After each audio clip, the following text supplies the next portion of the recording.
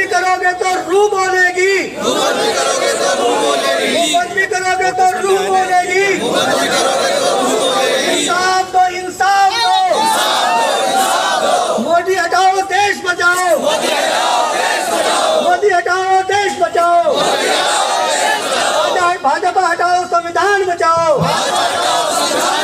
मुस्लिम हकदार है, किराएदार नहीं। इंसाफ दो, के पीड़ितों को इंसाफ दो।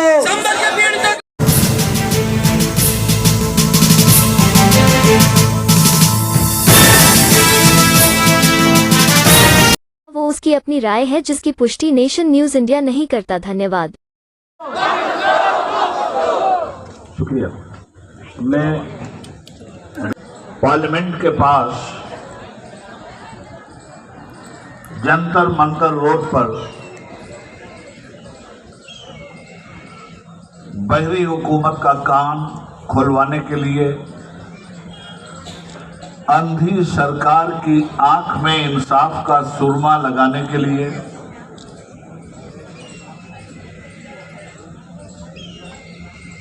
और समाज को गूंगा बनाने वाले पार्लियामेंट में बैठे हुए बहरूपियों के लिए आज का यह इजलास खुला हुआ चैलेंज है। मुक़य्यद कर दिया सांपों को ये कहकर सपेरों ने, सपेरे पिटारे से निकालते हैं सांप और लोगों को डरवाते हैं, मगर ये पार्लियामेंट में बैठे हुए सत्ताधारी सपेरे, इन्होंने कुछ ऐसा जहर उगला है नफरत का कि कहने वाला कहता है कि मुक़य्यद कर दिया सांपों को ये कहकर सपेरों ने, अब इंसानों को इंसानों से डसवाने का मौसम है।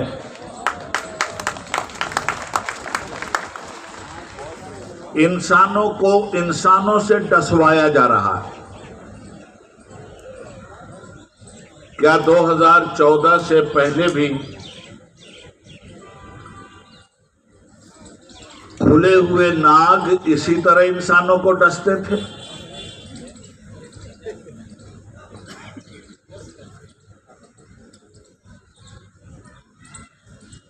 जिस समत नजर उठती है शोला है, धुआं है। जिस समत नजर उठती है शोला है, धुआं है। मैं ढूंढ रहा हूं कि मेरा मुल्क कहां है। एक गंगो जमन ही नहीं इस मुल्क की रौनक, हर लम्हा यहां खून का दरिया भी रवां है। कभी मॉब लिंचिंग, कभी औरतों की इस्मत दरी, कभी मस्जिदों पे हमला, कभी दरगाहों पे तोड़ फोड़, कभी बेकसूर लोगों के मकानों पे चलता हुआ बुलडोजर। क्या ये एक आजाद हिंदुस्तान की तस्वीर है? क्या आजादी का ख्वाब इसीलिए देखा गया था? मैं जज्बाती कोई तकरीर नहीं करूंगा, चंद बातें आपके सामने रखना चाहता हूं। और मैं ये बातें तमाम मुसलमानों से भी कहता हूं, हिंदुओं से भी कहता हूं, इसके ऊपर उठकर तमाम हिंदुस्तानियों से कहता हूं। हमारे मजहब अलग हो सकते हैं, हमारा देश एक है। हमारे धर्म अलग हो सकते हैं, रहन सहन अलग हो सकते हैं, मगर कोई चीज तो है जिस पे कॉमन मिनिमम प्रोग्राम किया जा सकता है। उसी का नाम तो हिंदुस्तान है। कश्मीर की वादी से लेकर कन्याकुमारी की सरहदों तक,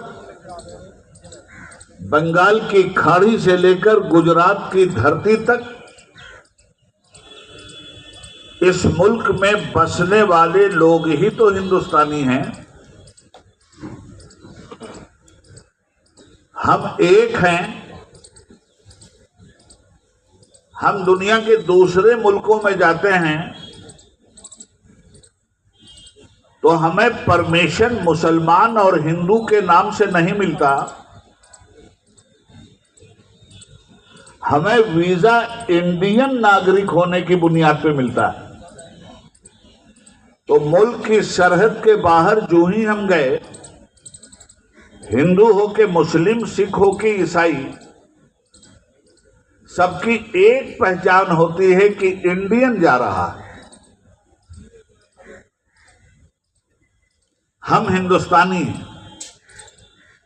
और यही वजह है हम कहीं बटे नहीं हैं। ये जो नारा लग रहा है बटोगे तो कटोगे, ये बांटने वालों का नारा है, जिन्होंने इंसानों को, कुछ लोगों को ऊंची जात बिरादरी बनाकर मुंह से पैदा कर दिया और कुछ लोगों को बांटा तो बाहों से पैदा कर दिया और कुछ लोगों को बांटा तो पेट से पैदा कर दिया और कुछ लोगों को बांटा तो शूद्र बनाकर पैर से पैदा कर दिया। वो नारा लगा रहे हैं कि बटोगे तो कटोगे, बांटा तो तुमने, बांटने के जिम्मेदार तो तुम हो, हम तो जोड़ने के जिम्मेदार हैं, हिंदुस्तानियों को इकट्ठा करने के जिम्मेदार हैं। हम तो हिंदू का हा निकालते हैं, मुस्लिम का माँ निकालते हैं, इधर से हा निकालते हैं, इधर से माँ निकालते हैं और मिला के हम बनाते हैं ताकि मजबूत हिंदुस्तान बने। बटोगे तो कटोगे, बटोगे तो कटोगे नहीं, बटोगे तो मिटोगे। तुम हिंदुस्तानियों को बांट रहे हो, तुम हिंदू मुसलमान का घर नहीं जलाते, तुम हिंदुस्तान का घर जलाते हो। तुम हिंदू मुसलमान की हत्या नहीं करते, तुम हिंदुस्तान की हत्या करते हो। हिंदुस्तान का संविधान और हिंदुस्तान का कानून सारे लोगों की रक्षा सुरक्षा की जब गारंटी देता है, उसी रक्षा सुरक्षा वाले कानून की आंखें आज पार्लियामेंट में फोड़ी जा रही हैं, उसके कान पार्लियामेंट में तोड़े जा रहे हैं। सही कहा था शफी साहब ने, पार्लियामेंट में जो लोग बैठे हैं उनमें ज्यादातर तादाद 10 नंबरियों की। इस मुल्क में आज लीडर बनने की पहचान फिरका परस्त पार्टी ने यह बना दिया कि कोई छिछोरा आके टीवी पर मुसलमानों को गाली दे दे और रातों रात लीडर बन जाए। हाय हाय हाय, जिस कौम के पास कुछ भी नहीं, ऐसी भिखारी कौम भी लीडर बनती है मुसलमानों के नाम से। हम वो ताकत हैं कि हमको गाली भी देते हो तो तुम पूजे जाते हो। औकात अपनी भी पहचान लो, औकात हमारी भी पहचान लो। हिंद को नाज है जिस पे वो निशानी हम हैं, ताज और लाल किला के यहाँ बानी हम हैं। हमारी आइडेंटिटी पूछी जाती है, हमको पाकिस्तान भेजा जाता है, तुम्हारे बाप का हिंदुस्तान। दुनिया का कोई मुल्क हिंदुस्तान की तरफ आंख उठा के नहीं देख सकता, इसलिए कि हिंदुस्तान के एक मुसलमान ने हिंदुस्तान को सुप्रीम पावर बनाकर पूरी दुनिया में हिंदुस्तान का नाम रोशन कर दिया है।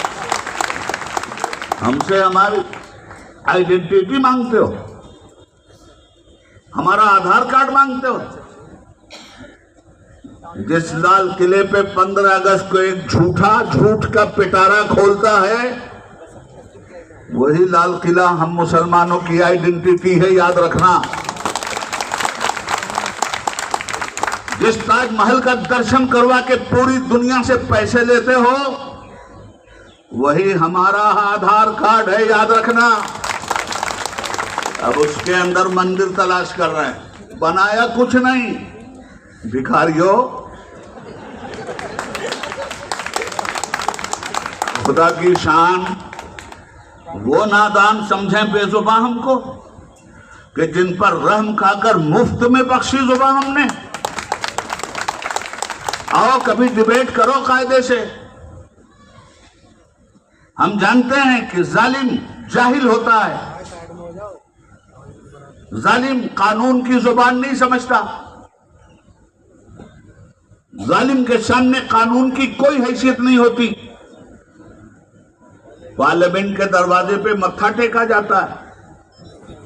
बाबा साहब भीमराव अंबेडकर के संविधान के सामने सर झुकाया जाता है और यही ड्रामा करने वाला पूरे हिंदुस्तान में इलेक्शन में जा जाकर बाबा साहब के संविधान की धज्जियां उड़ाता है। इसका लेक्चर देखो, इसकी पिक्चर देखो।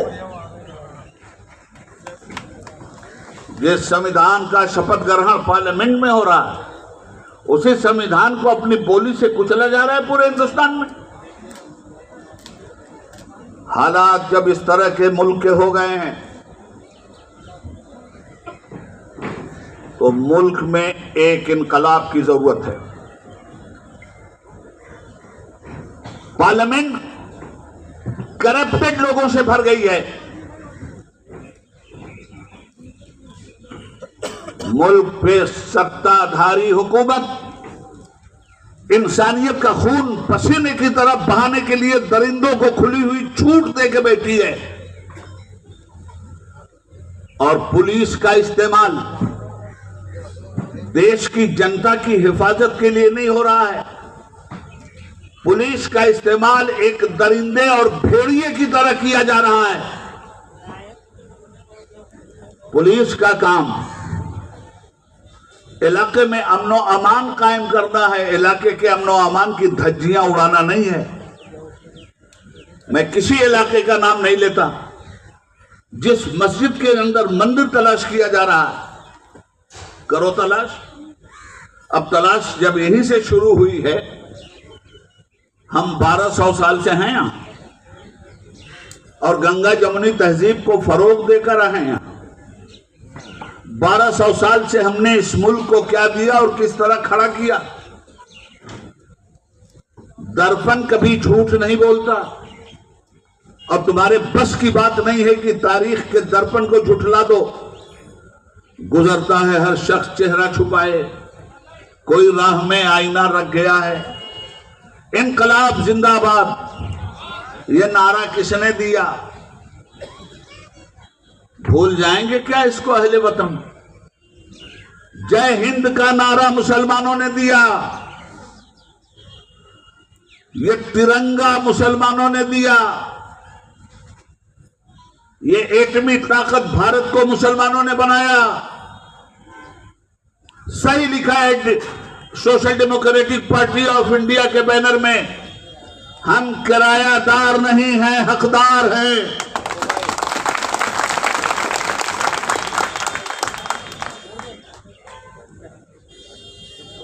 मुसलमानों को कहां कहां तलाश करोगे, क्या क्या तोड़ोगे?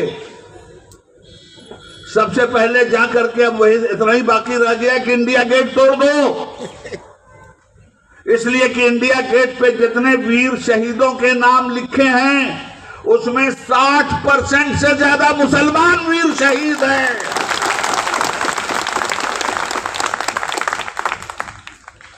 क्या क्या तोड़ोगे? हाँ, मैंने कहा 60% से ज्यादा। अर्ज ये करना चाहता हूं, मुल्क की आजादी की लड़ाई, टीपू सुल्तान कौन था? मैं जात बिरादरी में नहीं बांटना चाहता। हमारे हिंदू भाइयों ने भी उसी तरह जान दे के इस देश को बचाया है जिस तरह मुसलमानों ने बचाया है। मैं जात बिरादरी में नहीं बांट रहा हूं। मुसलमानों को जब गद्दार कहा जाता है तब मैं ये बात कहता हूं। मुसलमानों को जब पाकिस्तान भेजने की बात की जाती है तब मैं ये कहता हूं। हमारे हिंदू भाइयों ने कम कुर्बानी नहीं दी है, बेपनाह कुर्बानियां उनकी, उनको भी सलाम। मगर उन्होंने तो कभी हिंदू मुस्लिम बंटवारा नहीं किया था। अशफाकुल्ला खान ने और राम प्रसाद बिस्मिल ने तो कभी हिंदू मुस्लिम बंटवारा नहीं किया था। राम प्रसाद बिस्मिल हिंदुस्तान की आजादी के लिए गोरखपुर की जेल से फांसी पे लटक रहे हैं और शेर पढ़ रहे हैं बिस्मिल का। एक बात और ध्यान में रख लीजिए, सरफरोशी की तमन्ना अब हमारे दिल में है, देखना है जोर कितना बाजुए कातिल में है। पढ़ते हैं ना लोग। ये शेर पढ़ा था पंडित राम प्रसाद बिस्मिल ने गोरखपुर में, जब अंग्रेज उन्हें फांसी पे लटका रहे थे। क्या पढ़ा था उन्होंने राम प्रसाद बिस्मिल ने? वो भी शायर थे उर्दू के, उनका तखल्लुस था बिस्मिल, मगर ये शेर उनका नहीं है।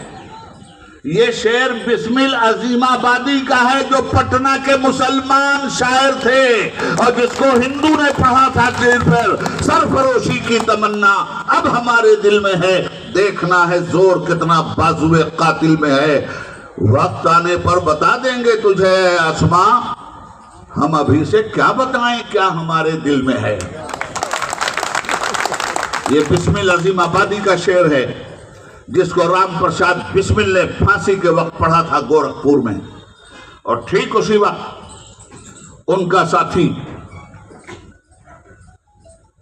शाहजहांपुर का खूबसूरत पठान अशफाकुल्ला खान जब फांसी के फंदे पे लटकाया जा रहा था,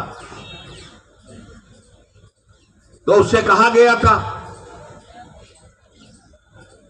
कि अशफाकुल्ला, हिंदुस्तान के स्वतंत्रता सेनानियों के लिए के खिलाफ गवाही दे दो, तुम्हारी जान बचा ली जाएगी। तो अशफाकुल्ला ने कहा था कि मैं आने वाले दौर का सावरकर नहीं हूं कि मुस्लिम लोगों के खिलाफ गवाही देकर अपनी जान बचाऊं, मैं हिंदुस्तानी मुसलमान हूं। तो फिर अंग्रेज ने पूछा कि अच्छा, तो ये बताओ कि तुम्हारी आखिरी ख्वाहिश क्या है। सुनिए, अशफाकुल्ला खान ने कहा, आखिरी ख्वाहिश, आखिरी इच्छा, सुन लो, कुछ आरजू नहीं है। आरजू कहते हैं इच्छा को, ख्वाहिश को। फांसी का फंदा अशफाकुल्ला खान की गर्दन में है। अंग्रेज पूछता है आखिरी इच्छा बताओ। सुनिए अशफाकुल्ला खान की आखिरी इच्छा क्या थी, आखिरी ख्वाहिश, आखिरी आरजू। कहते हैं कुछ आरजू नहीं है, बस आरजू है इतनी, खाके वतन की मिट्टी रख दे कोई कफन में, मेरे भारत की मिट्टी मेरे कफन में रख करके मुझको कफना दो, बस यही मेरी इच्छा है। हम खून की किस्तें तो अदा कर चुके, लेकिन ऐ खाके वतन कर्ज अदा क्यों नहीं होता। ये सब करिश्मा शादी है हिंदू मुस्लिम नफरत फैलाने वाले एक चाय बेचने वाले, एक भगोड़े का। आप चाय बेचने वाले को भी जानते हैं और भगोड़े को भी जानते हैं। मैं चाय बेचने वाला, क्या प्यार आया आपको, बना दो बेचारे। पान बेचने वाले मर गए थे, अरे किसी पान बेचने वाले को बना दिया था यार, पूछ के तो चूना लगाता, इसने तो बिना पूछे हुए पूरे भारत को चूना लगा रखा है। हम लड़ेंगे लड़ेंगे लड़ेंगे और पूरी ताकत से लड़ेंगे। 18 साल का मेंबर पार्लियामेंट बोल रहा है, 1 साल नहीं, 2 साल नहीं, और एक सूबे से नहीं, 2 सूबे से नहीं, 6 साल यूपी से, 6 साल बिहार से और 6 साल मध्य प्रदेश से, और कंटिन्यू आया हूं और बोलता हुआ एमपी बनकर इसी पार्लियामेंट में इनके सियासी 3200 दांत मैंने तोड़े हैं।